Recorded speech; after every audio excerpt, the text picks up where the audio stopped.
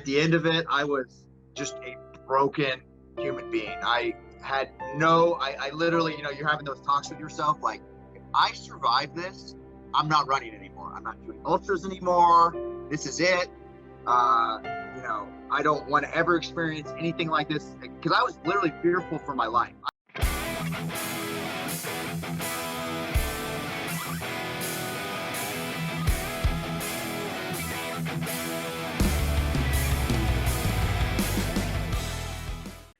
All right, as always, huge welcome to the Ultra Running Guys community. You've got Jeremy Reynolds, Jeff Winchester of the Ultra Running Guys, and tonight we are welcoming back our guest from last week. If you haven't watched last week, go watch it now, because we've been getting a ton of great feedback on Andy Glaze, and so I'm not even going to tell you what it's about. Go watch it.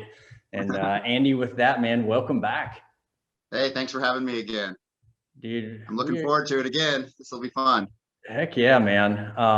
Like I said, we have been getting a ton of feedback, and I'll give a little teaser. Last week we talked about you've just been doing some incredible things. So over 8,000 miles in 2020, did a couple back-to-back 1,000-mile months. And so we talked about kind of all the things that we knew our audience would want to know, right? How did you do it? Why are you doing it? And really dug into the stuff, the questions they had, nutrition and all that.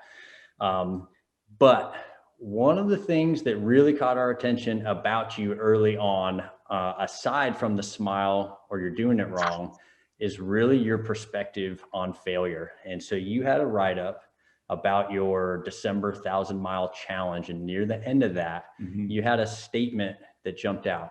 And that statement was, "I am a failure, and I love that about myself." So that's really where we want to start, man.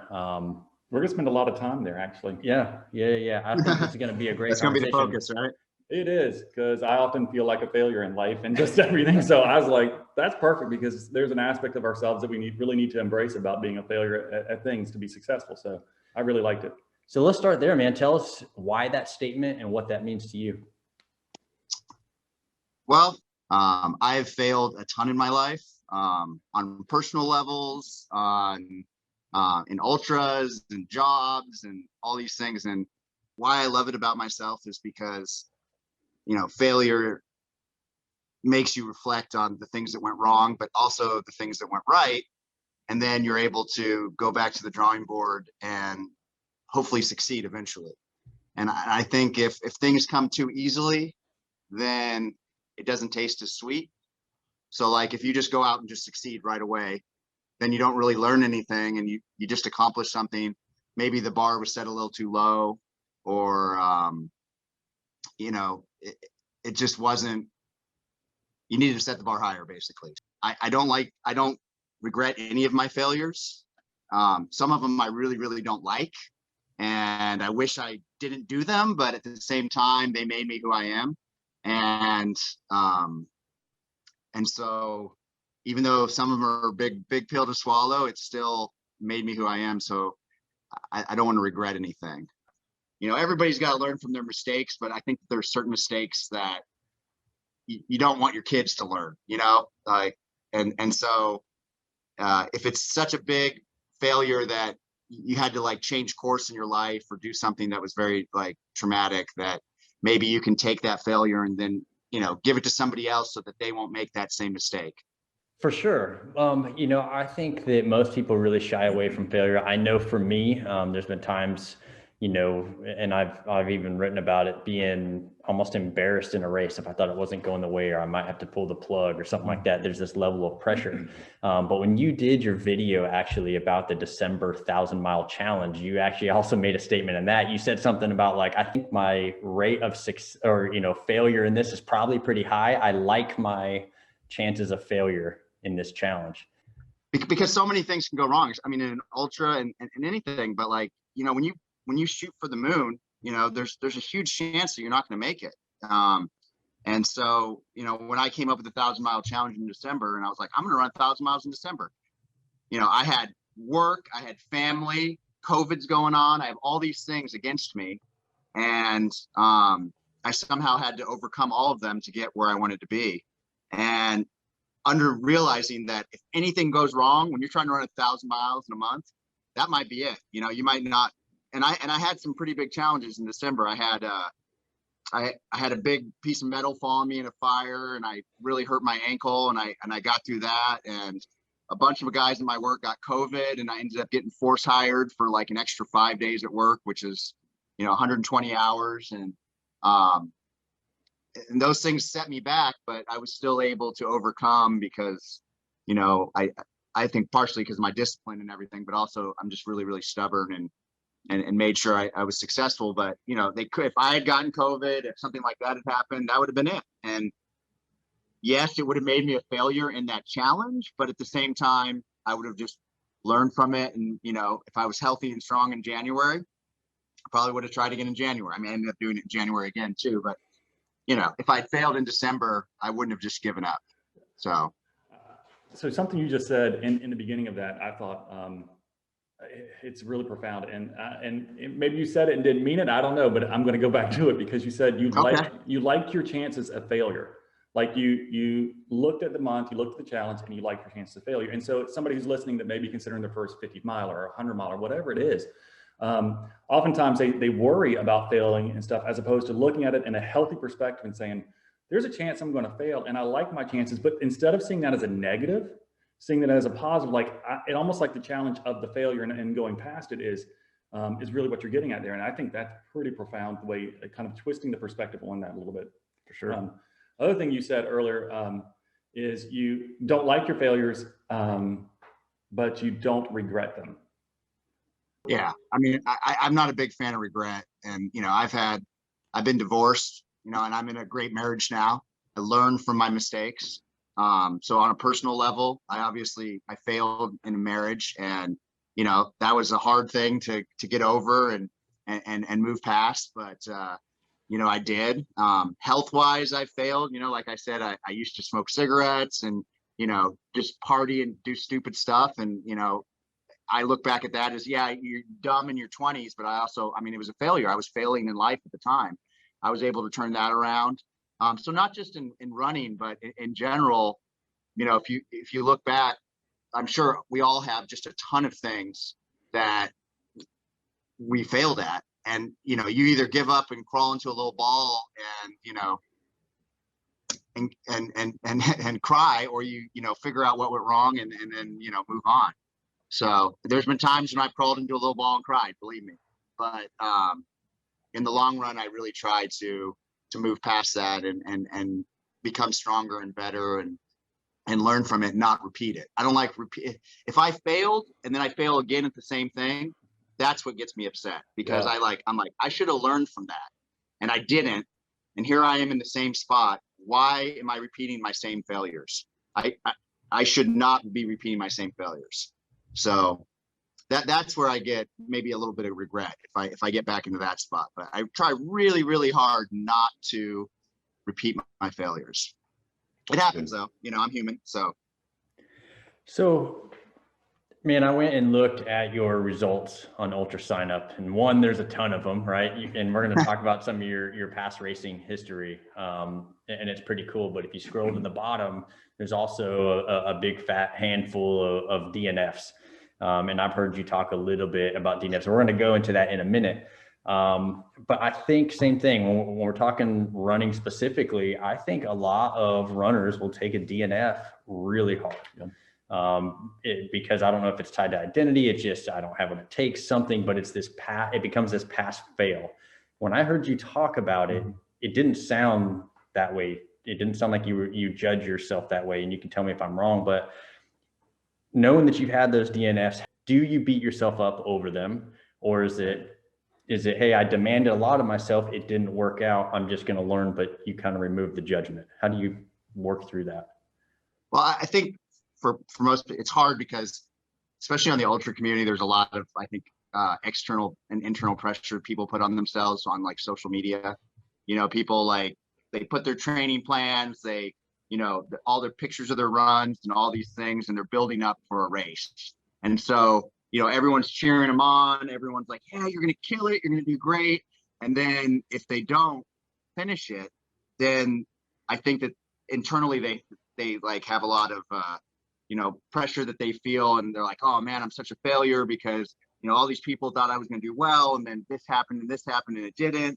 And I think it's hard on them.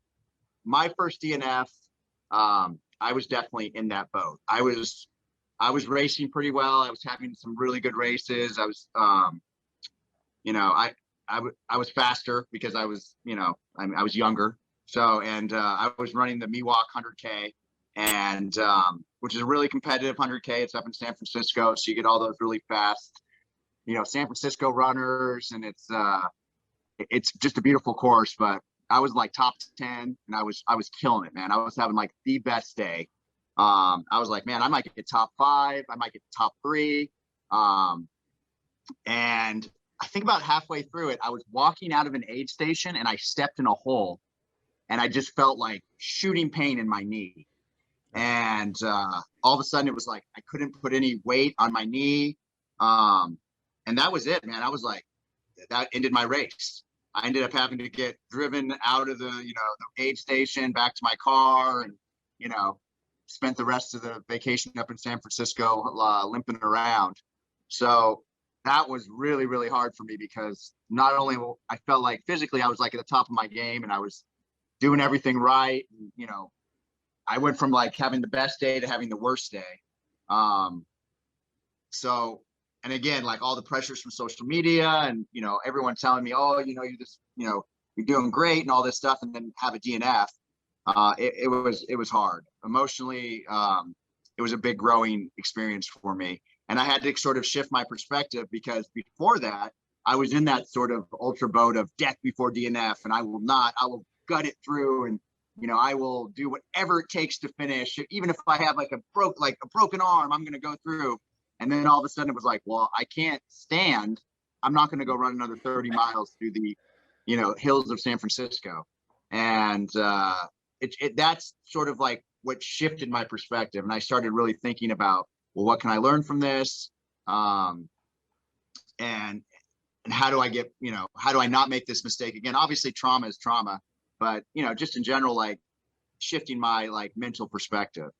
So, I mean, that's kind of where it all started. I had to fail big in order to, you know, to get into this, like failure is a good thing. Cause that's not how I felt like when I first started running ultras. I'm not sure. I know I just went on like several tangents, but maybe you can like refocus me. I'm not sure. No. You actually answered it 100%. That was spot on. And so it helps us to kind of figure out like where you actually started changing your perspective on it, because I think it's very honest to say most people are going to start with this external pressure of what people perceive that they're going to do, because we've built ourselves up, not in a way that we're trying to be even prideful or anything, but we're excited about a race that's coming up. We're doing, you know, we're training for it. It consumes us, right? And then when the DNF does happen, because it will happen for people, it is like an emotional landslide that you know overtakes them. And so I think it's really cool for you to kind of share your first experience with it and how you've kind of evolved, right, or matured, like we have to do at some point in our lives. Right. We've matured and kind of healthier perspective of it. So, and you may have already answered this to some degree, but how would you encourage somebody if they have had their first DNF? Let's say it's one of your friends who they're training for one of these races coming up and they DNF. Like, how would you encourage them to kind of embrace that without like the self-torment that they may inflict upon themselves? Yeah, normally I just tell people, hey, welcome to the club. You know, it's an awesome club, and there's a lot of really cool people here. So, you know, I still have friends DNFing all the time that are really, really talented athletes. And I kind of just welcome them in, like, hey, we're all in here together. We've all done it. So, you know, don't worry about it. Like, there's always going to be more races and more opportunities. And so this wasn't your opportunity. I mean, I think it really only matters if you're like a professional, you know, because if you're a professional, it's your job. But if you're not a professional, if you're not getting paid to do this, or you're just an ambassador or something, just getting some free, you know, loot, like, who cares, man? Just go run another race, or, you know, go do something else that's going to make you feel good. But, you know, welcome to the club, because we've all done it. So even Walmsley's DNF'd, right? I mean, it's not an exclusive club. So, yeah, just embrace it. And, you know, like I said, go back and figure out what you did wrong, but at the same time, figure out what you did right. Those are two very important things. If you failed, it doesn't mean like you didn't do anything right. probably still did a bunch of stuff right. So don't like discount the whole experience just because the end result was failure.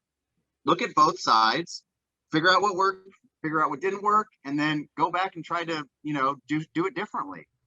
You might fail again. If you fail again, repeat the process until eventually you're gonna succeed. If you put in the work and do what needs to be done, you're gonna succeed. Now, if you don't put in the work, you don't suffer a little bit, you don't put in the hours and all that, obviously you can't just succeed by doing nothing. So you still got to put in the work, you still got to work hard. But if you put in the work and you keep looking at what went wrong and trying to fix it, then eventually you're going to get to where you need to be. You're going to succeed. And once you succeed, it's going to feel so great and it's going to be so sweet, and it's going to make it worth it. You're going to actually like value that success, because you're going to think to yourself, man, I failed all these times, and then here I am, and I'm successful. So, man, yeah. I hope that everybody that's plugged in is really listening to this, because you are like that. It's true. Yeah, to me, you're speaking the truth. But two quick things. So one, Walmsley, yes. I 100% agree. That guy, everybody thinks of him as one of the best, which he is.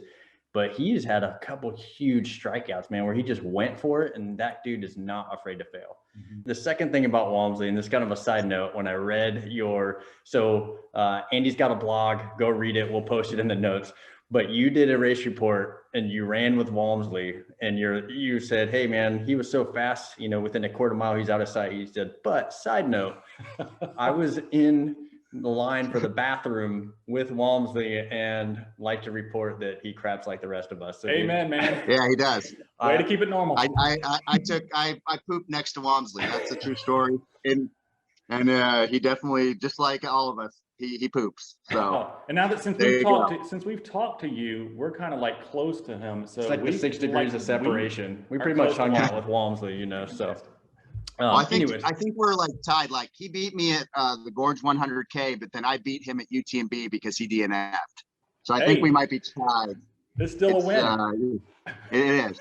It is. That's awesome. So sorry. I don't think he's ever going to make our guest list anyway. He's probably Walmsley, I don't know, man. I think I'm waiting for the call. Anyways, sorry, I completely digress. But you may cut this part out. I don't think so. I think we're going to keep this one in. This one's going to stay in. But anyway, so dude, I think you're speaking the truth, and bottom line. So I think where we want to go next. So I would like to hear when you kind of categorize. So obviously you've got some huge successes, UTMB, a lot of big races, 72-hour races. I would love to hear kind of maybe if you pick one or two, kind of your top successes that you would say, man, those were great races. And we'll kind of keep it short, but why? And then also on the flip side, let's talk about kind of, some of the EPIC DNFs, or some specifics where we can say, this is what happened, and these are the lessons that you learned, and that maybe you can share, with the audience on both sides. So let's start with the success. Let's do success first. Yeah. Okay. I mean, I think the best race I've ever had was Coldwater, and I want to say it was 2017, but I ended up getting first overall. That was a 100? Yeah, Coldwater 100, yeah. And I think, it was just honestly one of those magical races where everything went right. And I felt strong the whole day. I ran hard the whole day. And I mean, I crewed myself. Everything was just, I did a solo 100-miler. It was the first time I'd ever done that. And it's a 20-mile loop course, kind of like Javelina, if anybody's done Javelina, just in a different mountain range in Arizona. And it was just a perfect day. Like one of those races where it just feels like a hot knife through butter the whole day. And I don't think I've ever had a race like that again since then. But I ended up winning it. And it was like crazy, because I didn't think I was on that level.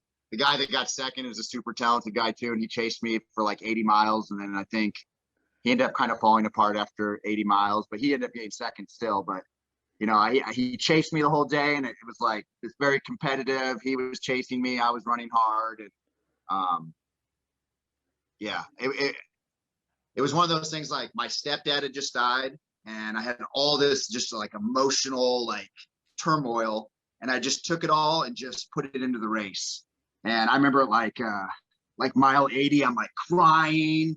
You know, you go through all these like emotional roller coasters on 100, and I'm crying and all this stuff, but just like still just charging. And yeah, it was. I'm getting choked up just thinking about it, but yeah, it was a really good day.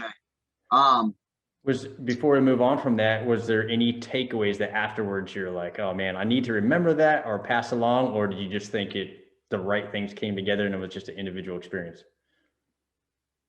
I think, you know, I was in really good, like my fitness level was really high. I'd come off like some pretty like decent 100-mile races the year before. So I think a lot of it was my fitness. A lot of it was I was single and just basically all I did was run mountains. So yeah, my fitness was just like out of this world, because I didn't really have any responsibilities, and every day I would just get off and go run like a 12,000 foot peak, and just and then like my nutrition was good, everything, like literally just everything went well. So a lot of the lessons I learned from like what I ate and things like that, I'd learned in previous races as things that worked. So when it was kind of like, you know, that perfect, I took all the lessons I learned and I put them into this race, and it just worked out perfectly. And then other races, I did a 3-day loop course. I got 230 miles and won it. And that was just fun because I'd never done a loop course before. And I basically just got to run for 3 days. And, you know, that's like my dream, right? I mean, I just kept running. And, you know, the more I ran, the more I got. So that was another first place, correct? Yeah. I was, and that's, you know, race like that, you know, learn a lot, but it's more of like a race against like attrition, you know, like people might have been beating me at some point, and then, you know, one guy got really chafed and had to drop out. A lot of people just got to 200 miles and was like, that was my goal. I just wanted 200 miles. And then they stopped and I just kept going. So it was less about winning, but just, I wanted to see if I could run 200 miles, obviously. And then just the experience of when you're doing a loop course for 3 days, you see like the same people over and over again. You get to like chat with people, talk to people. It's kind of cool because normally when you run a race, you don't really see anybody unless you're like in that like sort of middle section where you're running with people. And when you do a loop course, you get to like, you know, experience the slow people, the fast people, the medium people.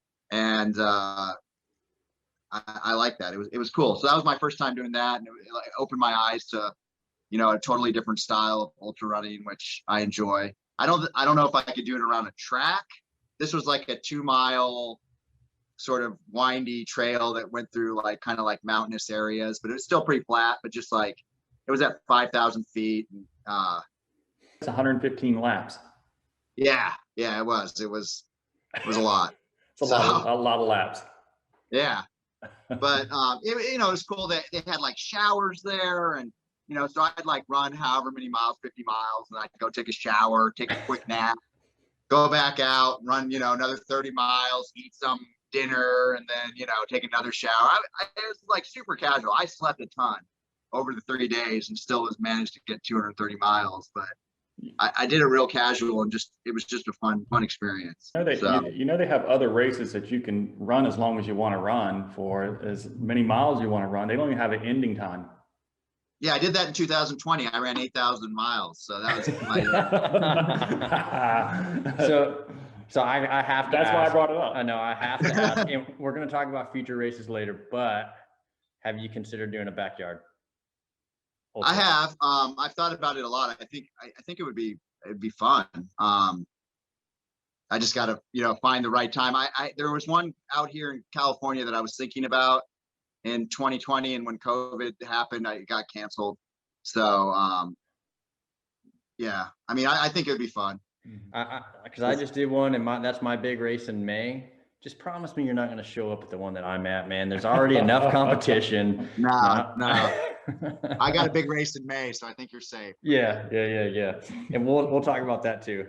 All right. Yeah. So why don't we move on then? Let's do the flip side. Let's talk about some of the DNFs. Most memorable. Most memorable DNF. Well, I mean, I struggle. I have two very significant DNFs, and I don't know if memorable is the right word. Badwater 135, I DNF'd, and I would say that was the most like painful DNF on some level because of the amount of energy and effort I put into it. But then I also had a really like sort of traumatic experience at Ultra Trail Mount Fuji in Japan in 2019 that pretty much derailed my entire like running for almost a whole year. And so one is like PTSD, and then one is just like a really hard DNF. So I think I'll start with Badwater, and then we'll get into UTMF if you want. Sounds but perfect. with Badwater, for those of you who don't know, it's a 135-mile race that races from the lowest point in the United States, Badwater Basin, negative 282 feet, to Mount Whitney Portal, which is like 8,000 feet. And then most people go and climb Mount Whitney, which is the highest peak in the continental United States, 14,000 something feet.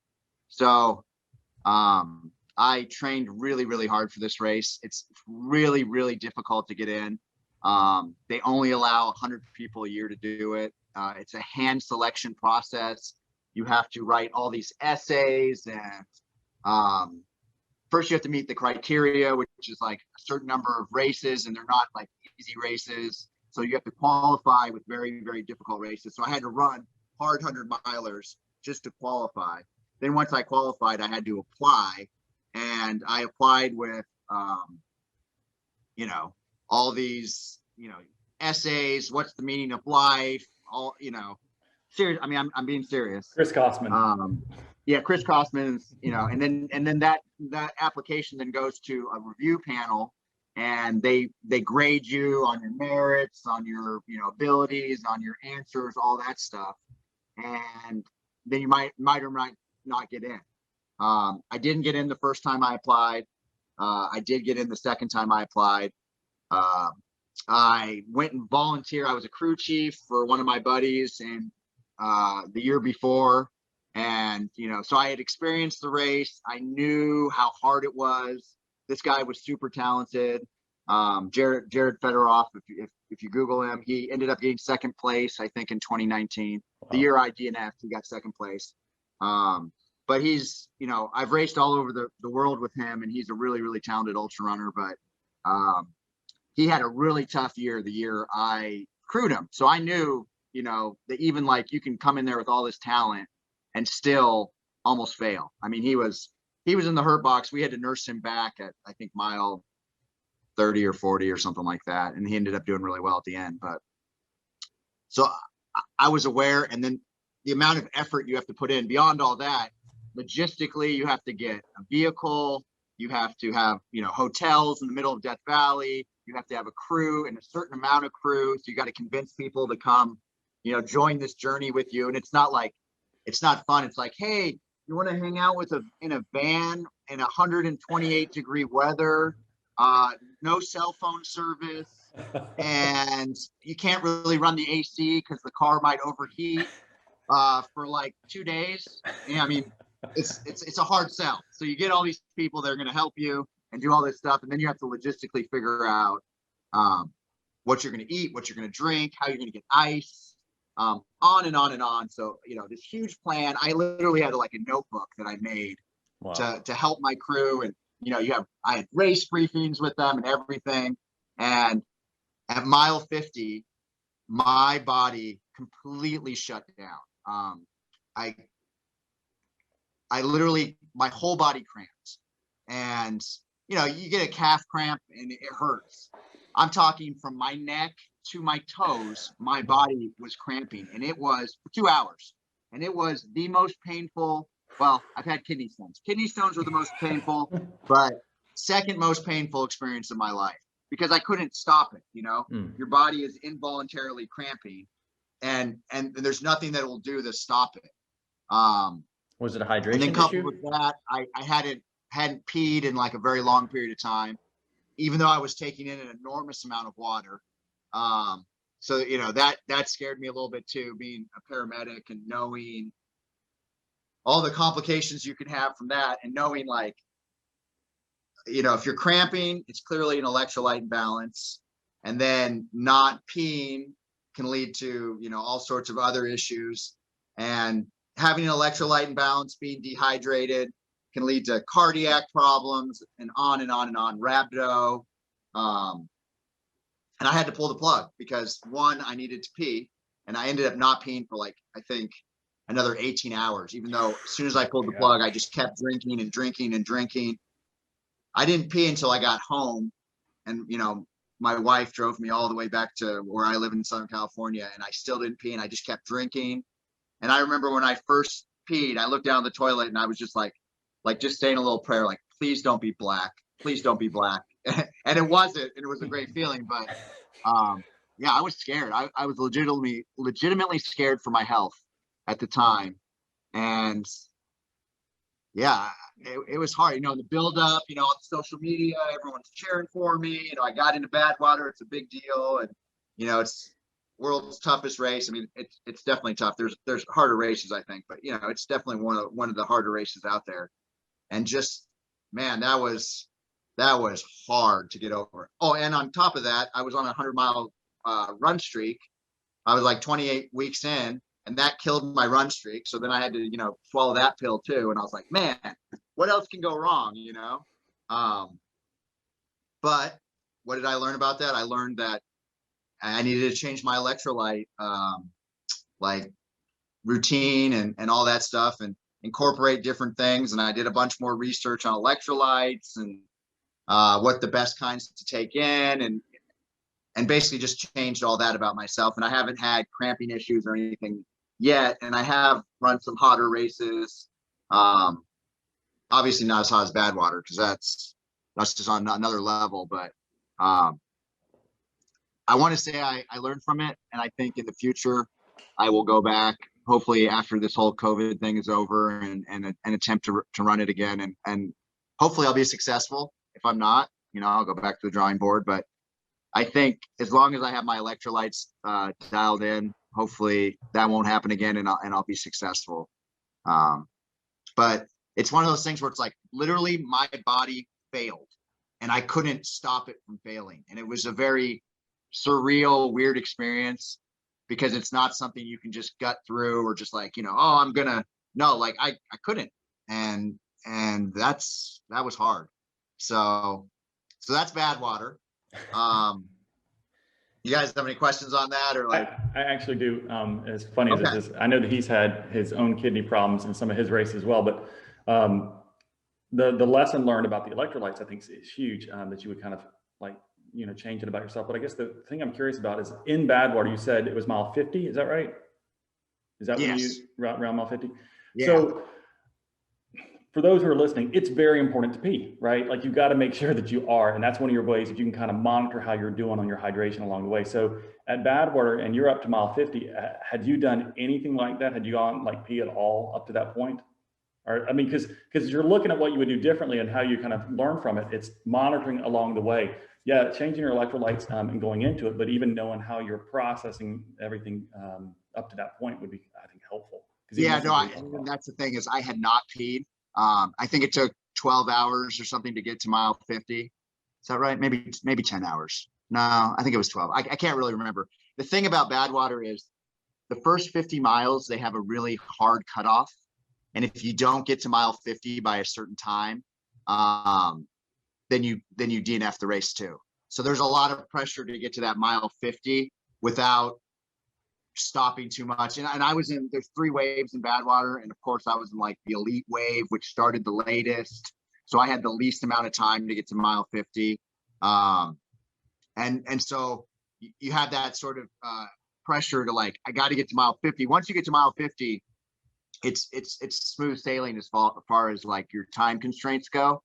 But I didn't have a lot of like time where I could like sit down and rest and like try to rehydrate, because I was like trying to make that cutoff so hard. And of course, like, I wasn't expecting it to take 12 hours for me to get 50 miles. I mean, I'm not saying I'm like this speedster, but you know, I think at Cape Fear, which we talked about last time, I think I ran that in 7 hours or something like that. I mean, you know, and that's 51 miles. I think it was 7 hours. It was pretty quick. Yeah, it was under 8, I believe. So, I mean, 12 hours for me in a 50 miler is one of my like slower times. So I wasn't really expecting, I knew it was going to be hot and all that stuff, but I wasn't expecting me to have that much trouble. But there I was at 12 hours and, you know, about to not make it. And then, you know, it was like to get to mile 50, you have this like low, slow, like uphill for like, you know, maybe 8 miles. And my legs started like doing this weird cramp thing. And I was like kind of dragging it. I was like, oh man, this is weird. But in my mind, I was saying to myself, I'm just going to get to mile 50. And then, you know, I'll take more electrolytes and I'll get back to where I need to be. And I wasn't like pre-planning. Like when you do an ultra, I feel like you got to always be thinking 2 hours ahead. So I'm going to drink water, I'm going to eat food, and I'm going to take electrolytes, not for right now, but for the 2 hours in the future. And you always have to be kind of pre-planning those 2 hours in the future. And I wasn't doing that. I was living in the moment of, I need to get to this cutoff or my race is over. And I couldn't like think past that, whether it was the heat or the fatigue or whatever. I didn't do it. And my crew was even like, hey, why don't you do it? And I'm like, no, we just need to charge and we just need to get there. And yeah. So again, life lessons that I'll have to learn from and get better at for the next time I do Badwater. Chris, if you're listening, you know, let me back in, please. He'll write you another essay. That's right. Yeah. So, and then, yeah, so that was, you know, that was hard. I have a lot of other ones and I took notes and sort of like looked at all my other ones. Most of them have to do with trauma, like San Diego 100, I fell and knocked myself out. So what's the life lesson there? Don't fall. But you know, you can't help that. I've had 2 pretty significant DNFs, Javelina and AC 100. I had like serious chafing issues, and you know, I have a chafing plan. I do things to try to prevent that, but those days it just didn't work out. I think what I learned from that mostly is if it's really, really hot and you use like ice bandanas or you put ice in your pack or something like that, the water that sweats out of that and runs down your back and runs everything, it feels great, but it also washes all the lube away. So you have to find a delicate balance of staying cool with an ice bandana or whatever, but not staying so cool that you wash all the lube away. So now what I'll do is I'll use less ice cubes or whatever in my bandana so that it doesn't produce so much water that yeah, because if the lube goes away, then you know that's the end of your race. Yeah, it's death. Yeah, Lots of death. So before we move on, because you mentioned Javelina and the chafing, right? Right. So I think though that story ended, if I remember right, you told that story. How did that race end? Because you had something significant planned. Am I right in talking about that? Right. So yeah. So the first time I did Javelina, I was planning on proposing to my wife or my girlfriend at the time, at Javelina when I finished. And so I obviously had a lot of pressure to finish that race. I ran with the ring in my backpack the whole time, you know, and, you know, had the whole plan, talked to everybody about it. Everybody knew about it except her, obviously. And she crew chiefed me and got me through it. Yeah, I basically got so chafed that I just could not finish the race. And but I was like, I'm still proposing. I mean, I got 60, 2 miles. I mean, that's still kind of impressive, but it's going to happen. And so I ended up, in the parking lot as, I'm hobbling out and I'm kind of putting my stuff away. I proposed there in the parking lot, and luckily she said yes. That's awesome, man. I'm sure it was romantic. Yeah, the next year though, I went back and finished Javelina and did really well. Got like 20 hours or something like that. So again, learning from my mistakes and, doing better the next time. So, and she was there, for me to finish, and it was awesome. So, and then we get to UTMF. So UTMF, Ultra Trail Mount Fuji, it's another really hard race to get into. It's challenging because it's in Japan, so there's all these like Japanese rules, and they only let so many foreigners in. Side note, the Japanese love to run. It's like a huge cultural thing out there, and when you visit Japan, everybody is running all over the cities. It's really, really cool. So the race has a lot of local people that run it, or local being Japan local. And it's, it's part of the UTMB series. So I have had really good experiences at UTMB. So I assumed, this will be a hard race, but I'll be able to get through it. Did all the research, got in. After not getting in for a couple of years, I got in. So I was super excited and, planned this huge trip. Logistically, it's obviously challenging to go to Japan, and then the race is out. You run around Mount Fuji, through kind of like the foothills of Mount Fuji, and it's very rural out there. So like finding a place to stay and everything I had to do was a challenge, and there was a big build up to it. So again, like I was sort of talking about with failure, I had all this, internal and external pressure of, I've put all this energy and effort into it, and I'm going to succeed. And the weather was great. Everything was great. And then we woke up that morning to get on the bus to go to the start line, and it was a monsoon, just pouring rain. And that was the first start of like, this is going to be a challenge. Now, I did UTMB the first year, and it rained on me for 36 hours and snowed above 8,000 feet. So I knew I could get through a long race, even if it rained the whole time. But obviously I was like, well, this is going to be a little bit harder now. So, I started running, and things were going well. I mean, no real complaints. I had a couple slip and falls, but nothing, too bad. And around mile 30, we got to this like mountain. I'll call it a mountain. And it just went straight up. And it was all mud, to the point where they had ropes tied onto trees, and you would be like pulling yourself up with these ropes to get through these sections of climbing this mountain to get to the top.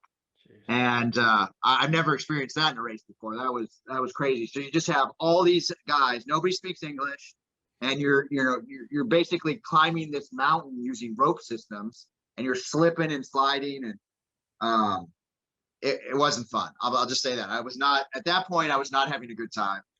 And so I get to the top, and it's right at dusk. So things are, it's just starting to get dark. So, I got to the top, and I got my headlight on. And at that point, this huge fog bank just like rolls in. So I don't know if you've ever had to run at night in fog, but basically the headlight just reflects all the fog. You can't see anything. And so I'm like, well, at least it's downhill. I'm a good downhill runner, and, hopefully it'll be a little bit better. No, the other side of the mountain was straight down, just like the other side was straight up. And the rain started getting heavier and heavier. And I basically, it started like a mudslide. And so, all you see is like little headlights all over the side of this mountain, and the mud's flowing, and I'm holding on to trees and looking to see where the next tree is so I can slide down to it and grab the next tree. Oh, and there's like a sheer cliff to the right of me with like, they had these signs with like skull and crossbones, like, don't go this way because you'll die. And the mud's going off the side. And I'm like, it was terrible. And I fell so many times, and I hurt myself so many times. And I think it took me something ridiculous, like 6 hours to go like 2 miles down this mountain, getting caught in all these mudslides. And at the end of it, I was just a broken human being. I literally, you're having those talks with yourself, like, if I survive this, I'm not running anymore. I'm not doing ultras anymore. This is it. I don't want to ever experience anything like this, because I was literally fearful for my life. I thought, it's the mud's breaking trees, and so you have all these like sharp points sticking up. And I'm thinking, if I fall and land on one of these sharp trees that just broke, I'm going to like impale myself. I mean, every worst case scenario is like going through my head. And, but you know, I like I said, very slowly made my way down. And I think I counted, I fell like 26 times. And I'm talking falls where your feet go above your head and you land hard and, you know, knocks the wind out of you, that type of fall. And then you start sliding down the hill and you're trying to grab onto trees or bushes or whatever you can.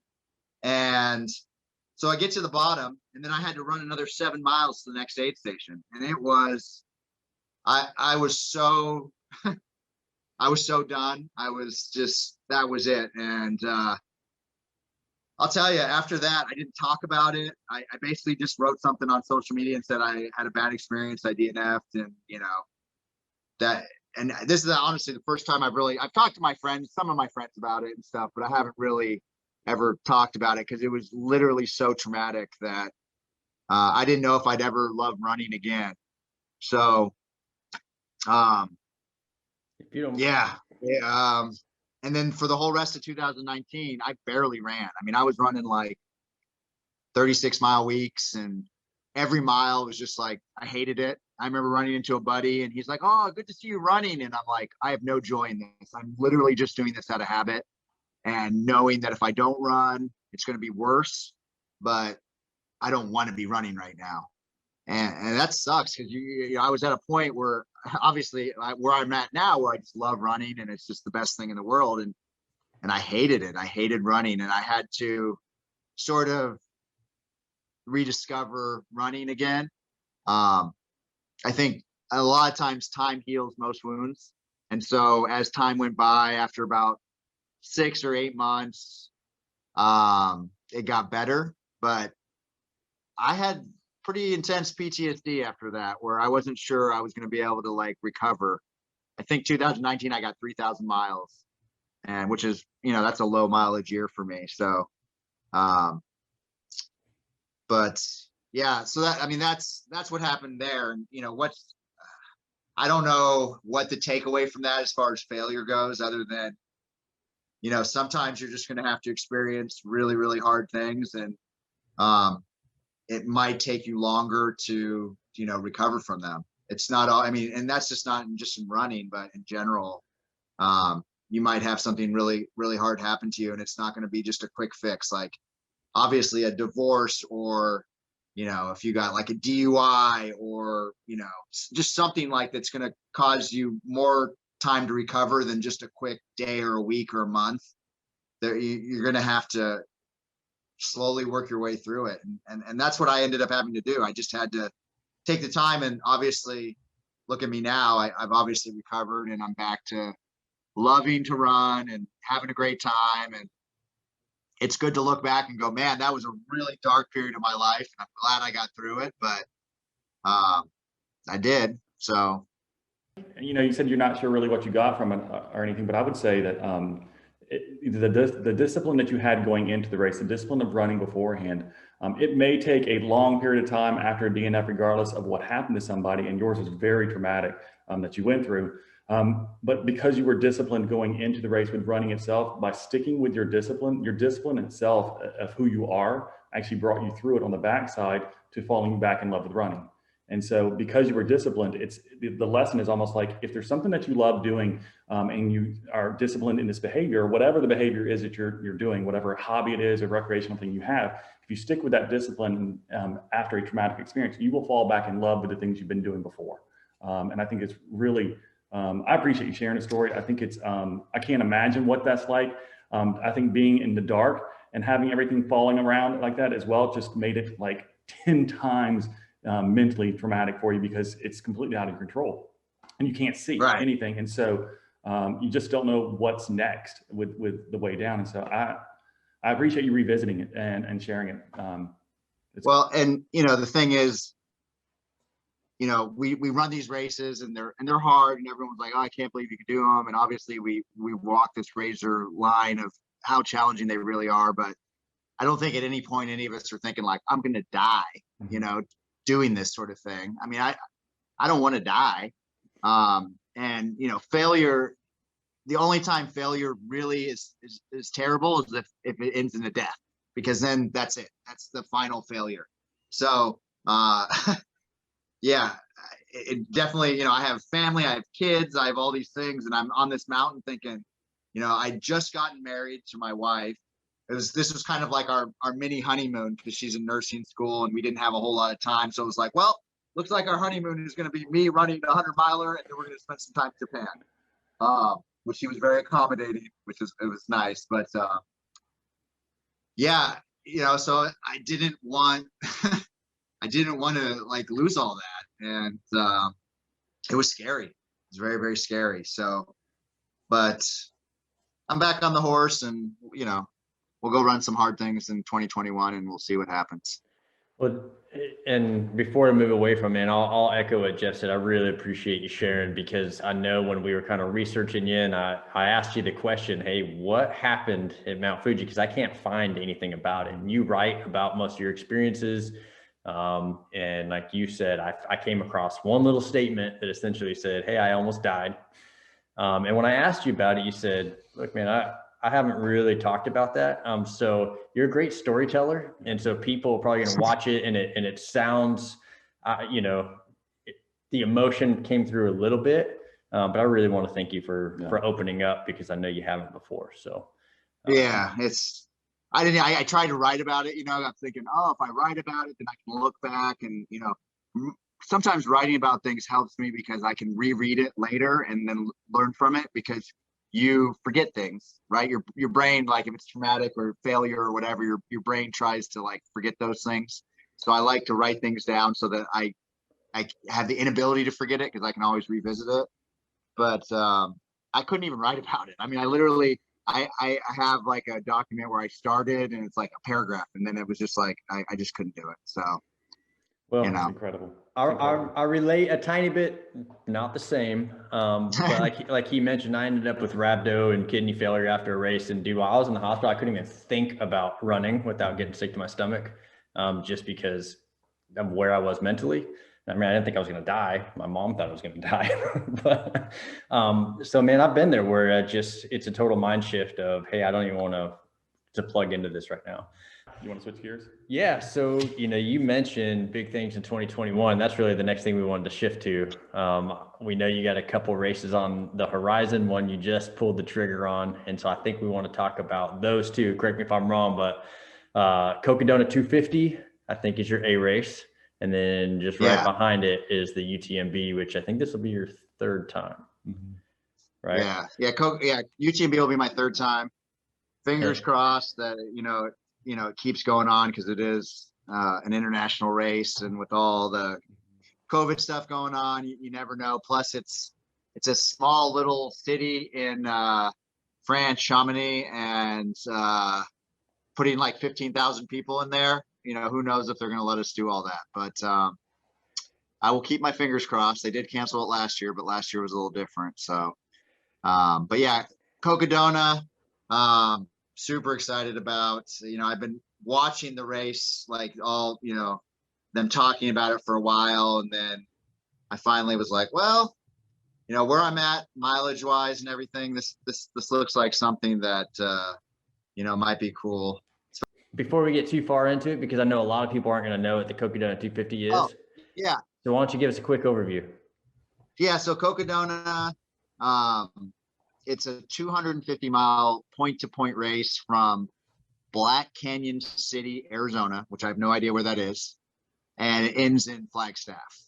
And you go through a bunch of different mountain ranges. I know people think Arizona, they think desert, but they actually have quite a few mountains that have pine trees and everything. And Flagstaff is actually, I think it's like 7,000 feet or something crazy. I think that's where Walmsley lives and trains and everything. It's pretty high up there. So it's a 250-mile race with a pretty good, vertical profile, lots of ups and downs, and just, snaking through central Arizona.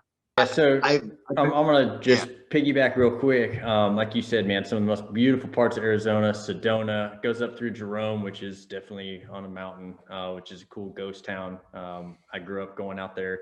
But like you said, it's 253 miles. You've got 125-hour cutoff, so essentially 5 days to Right. do it. And it's a 25,000 feet of gain. So for 250 miles, it's not that it's a tough profile, which you're used to, but at the same time, a lot of it, I think you're going to see flat. And so that gain will probably be put into a couple pretty, condensed places, points where you're going to be going up and down. That's what it looks like. It looks like some really, really steep climbs and some steep descents, and then sort of just, some desert running. So it's going to be challenging. But yeah, it's not like, UTMB has 30 something thousand feet of vert in 100 miles. This has a little less than 30,000 feet and 250 miles. So, it's not going to be like a vert monster, but at the same time, it's not going to be, flat either. So I think at mile 240, you climb the like tallest peak outside of Flagstaff. So yeah, that'll put some hair on your chest for sure. Like, you're already probably pretty tired, and it's like, oh, great, let me get my poles out. I'm going to be climbing this mountain right here, right before the end. And it's a 9,000 foot peak, which, compared to Colorado is not big, but when you're climbing for some of the low points, I think the low point of the race is, about 1,000 feet. So to make your way up to 9,000 right before the finish line that's going to be a kick in the face. Yeah. I'm going to get my poles out for sure. I'm going to be pulling that thing. So the other cool thing for me is, and which sold me on it, is every aid station has like this amazing vegans like selection. And so I'm like, well, they're pretty much catering to me if they're going to have like all this vegan food. So now I'm like, okay, so I get to run 250 miles through the mountains, and someone's going to cater me food and have like tents and stuff set up for me if I need to sleep. I mean, it just seems like total win-win for me. I'm like, sign me up. And so that's, I signed up. Wow. Yeah, I've heard Aravaipa spoils. So they're gonna have tents set up at the aid stations. I think there's a few points. They have tents. Some of them have bunkhouses. I mean, it's a big production, and they even have like a menu of what they're gonna have breakfast, lunch, and dinner at the aid stations for like hot food. I mean, it's crazy. Like the amount of energy and effort they're putting into this is just, it's going to be great. And this is their first year doing it, so I'm sure they're going to try, to make it like something really special so that they can do it every year. But yeah, I'm looking forward to it. I mean, I am super jealous. Yeah, that's incredible sounding. So let's, why don't you give a quick overview then of UTMB for people that may not know that, and then we'll kind of get into your expectations and stuff kind of for both races or how you're looking at them. But why don't you just give us a quick overview of UTMB? Yeah, so UTMB, I think, is, Western states in America is like our big A race for 100 milers, and then UTMB is like the big international A race. It's really hard to get into as everything. They have like a whole complicated point system where you get points for certain races, but not points for other races. And you have to get like 15 points over 2 years. And then you have to apply, and there's a lottery and blah, blah, blah. It's one of those things. So for whatever reason, I've been super lucky, and I've got in, this will be, so 3 out of 4 years. So I got rejected 1 year, which is like unheard of. Everyone I've ever talked to, maybe gets in 1 year. And I don't know why, but I can't get into Western states. I can't get into Hard Rock, but I get into UTMB. So I'll take it. But yeah, it's in, it's like southern, maybe southeastern France, and Chamonix, which is, it's kind of like Aspen in Colorado. It's like a super rich ski town. So everything is very, very nice. And they have, all these like nice shops and restaurants, and it's all walkable, and it's just like the coolest vibe. And you're literally surrounded. You're in this little valley, this French valley, and you're surrounded by the Alps. You basically run from France through the Alps into Italy, and then from Italy into Switzerland, and then back into France. And I think there's like 11 or 12 peaks you climb. You like up, down, up, down, up, down. And it is a true mountain race in the sense that the weather is very unpredictable.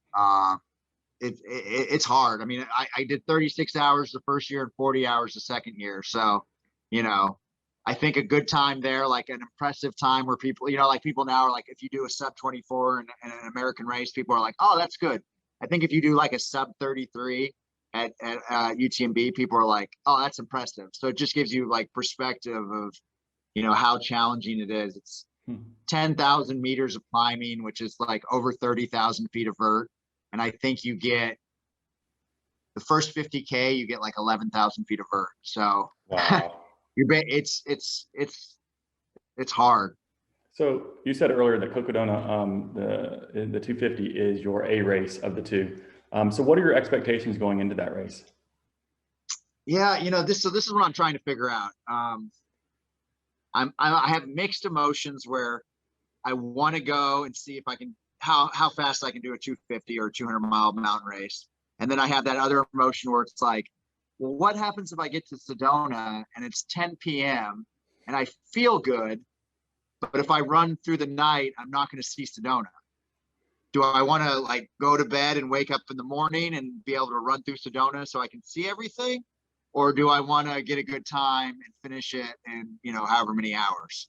And so right now I got like the angel and the demon going, you know, enjoy the experience, you know, look at all the beauty. And then the demon's like, no, go fast, go hard, so, you know, see how well you can do.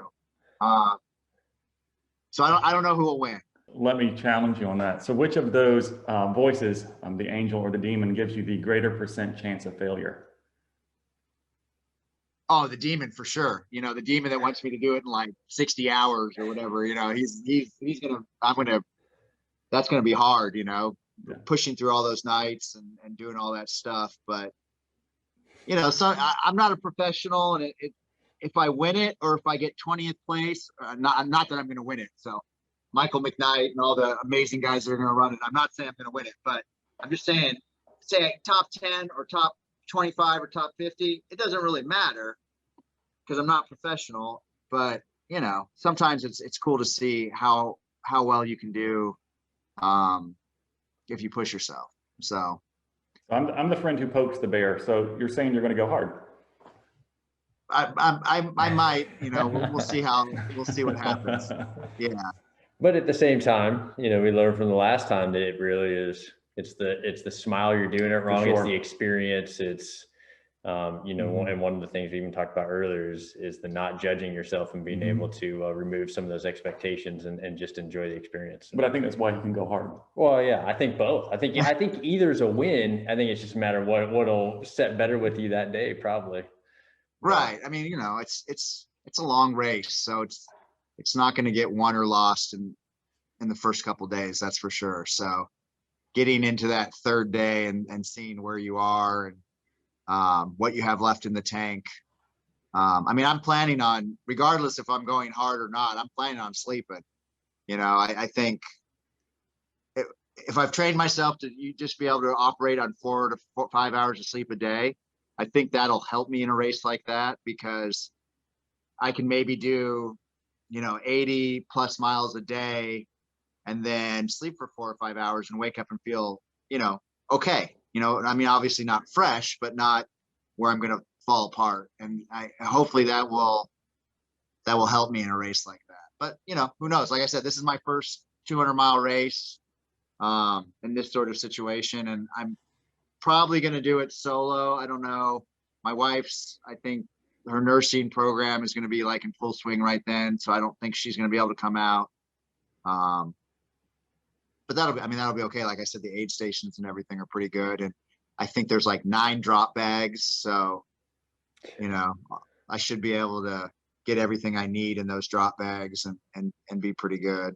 That's all good, man. So you've got 2 big challenges this year. We're super excited to see how you do with both of them. What I want to ask is, because, you know, our audience, like I said, we've got people that are looking at taking on their first 50K, 50-mile, 100-mile. And so what would your advice be for somebody who's sitting there going, all right, man, I got this big challenge. How do I go into it? You know, what's your advice for somebody about to take on a big challenge of their own? I mean, I think that they, need to make sure they're ready for it. Don't go into a challenge thinking that you can just accomplish it without any hard work. So put the work in. Being afraid to fail is one thing, but like knowing you're going to fail because you didn't put any work in and you're just going to like go couch to 50K or couch to 100 miler. I wouldn't necessarily recommend that either. When I'm scared to fail, I put in the work, I don't know where I got it, but people always wish you good luck. Hey, good luck. And I always say, luck is the last dying wish of the unprepared. I don't know if I read that somewhere or what, but I love it. It's not about luck. It's about hard work and putting in the time and, setting a goal and then slowly getting there. You're not rushing there. So if you have a 50K or 50 miler or something and you're excited about it, just make sure that you work hard so that, you're not going to hurt yourself or, overextend yourself. Just put in that time and suffer.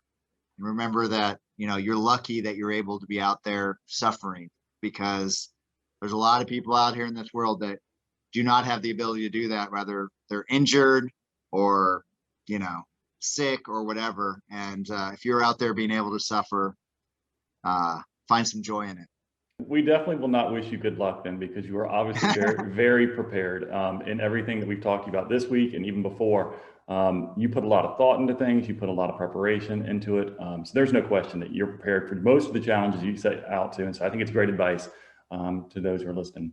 Yeah, man. But you can still fail. All the effort and energy I put into stuff, and you never know, something will happen. And 100%. But the distinction is, to me, the lesson I'll walk away with is don't be afraid to fail, but don't set yourself up to fail. Right. Mm-hmm. And so if you can get those two things right. It's worse than failure? Not doing it, sitting on your couch, watching TV, wishing you had done something and not doing it.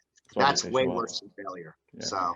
And dude, that takes me right to, that's one of the things that, like I said, we always talk about is just show up. It doesn't matter if it's scary. It doesn't matter, be prepared, but just show up. Sometimes, the way to greatness really is just taking the next step. Mm-hmm. So for everybody listening, we so appreciate you showing up, for the support we always get. And Andy, man, you have just been so full of information. And I'll tell you, so I went out this week, I got myself some aftershocks. Yeah. I'm taking pictures of my watch. So if you haven't watched, if you haven't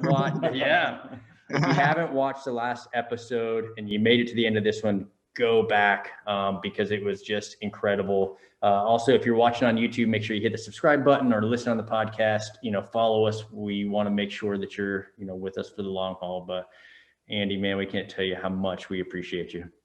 No, I appreciate you guys, having me, and it's always fun talking to you. So it's been awesome. All right, man. Really good. Well, we'll talk soon, and cut. You can do better than that, and cut. Don't make us cut so many times. My dogs are going crazy. At 29%, I should be fine. And I guess Zoom just kills your battery. So good life. Another failure. That's a good life. You're right. It's going to be like 10 minutes of him talking. And then like every 2 minutes, it'll go to us going like this. Awesome, I loved it. Oh, so good. It's good stuff. Really good. You're a good storyteller, man. Oh, well, thanks. He looks so mad in that picture. Oh, no. I don't know if he knows that's his picture either. That's, I hate Zoom meetings. And I don't know if it's the screen or if it looks like just right under, I don't know if it's a little bit wet or something. I just don't know. Probably. It's just reflecting. I just ran, of course. So check out these shorts. Yeah. These are jorts. Dude. Oh my God. And these are actually running shorts that have the jort pattern printed on them. And they're super comfortable. So I'm over it. So what's up, man? How's your week? How you guys doing? Hey, podcast was awesome. I watched it, and you guys have really good production value. I especially like the bloopers. Hey everyone, this is Jeff podcast. Oh, Andy's turned sideways, and yep, Jeremy's gone to the bathroom.